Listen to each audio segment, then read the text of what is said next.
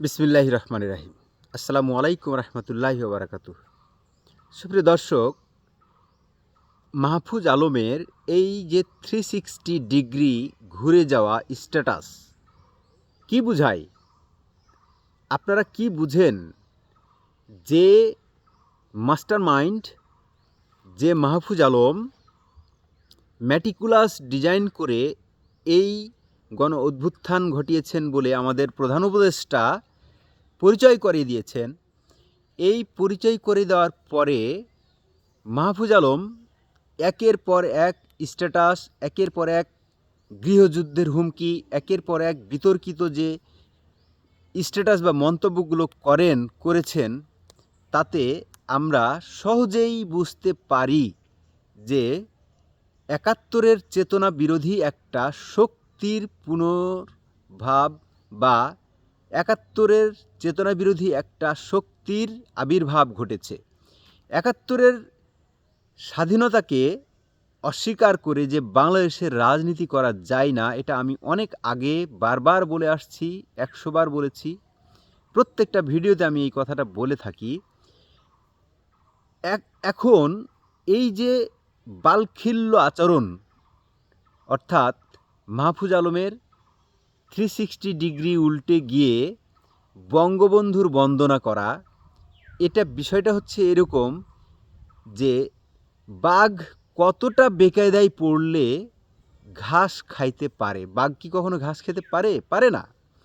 সুতরাং বাঘ যদি একেবারে মাইনকে চিপাই পড়ে যায়, তাহলে বাঘকে তখন জোর করে ধরে হয়তোবা ঘাস গেলানো যায়, কিন্তু কখনো এইটা করা যায় না, বাঘকে স্বেচ্ছায় ঘাস খাওয়ানো যায় না।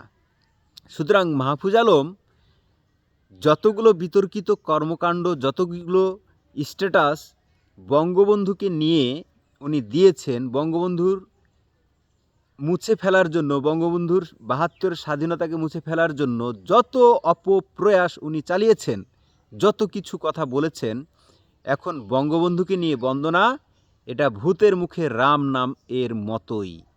সুতরাং বাংলাদেশের জনগণ সব কিছু ভুলে যায়, মনে রাখে গর্বিত ইতিহাস। আমাদের গর্বিত ইতিহাস কি? আমাদের গর্বিত ইতিহাস হচ্ছে 1971।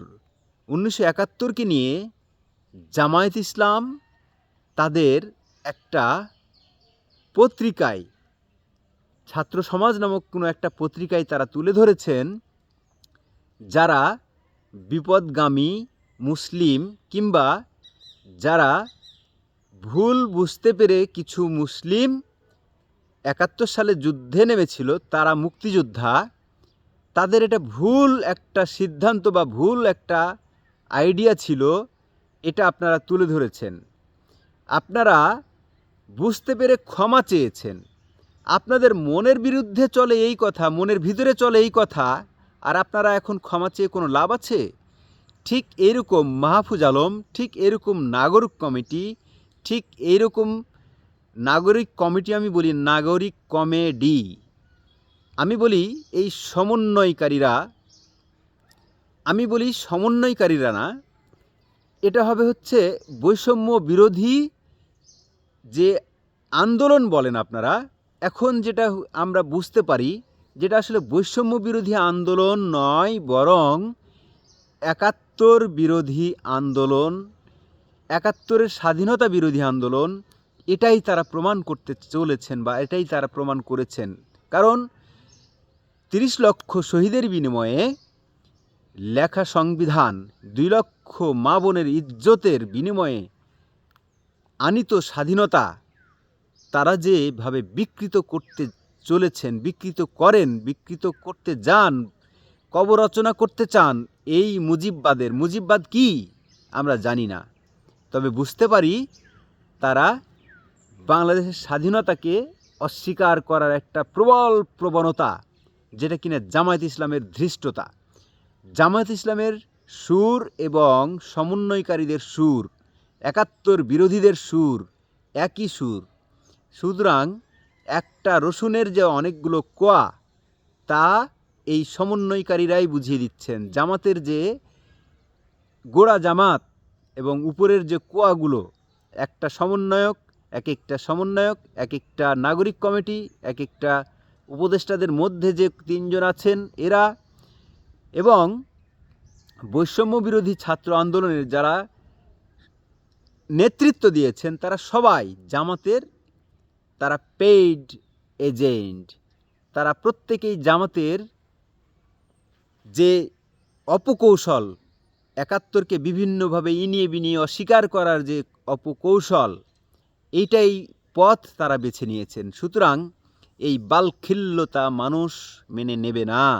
আপনারা খুব দ্রুত বুঝতে পেরে আপনারা বঙ্গবন্ধুর বন্দনায় গেছেন। ৭১কে এখন আপনারা বলছেন যে ৭১কে যারা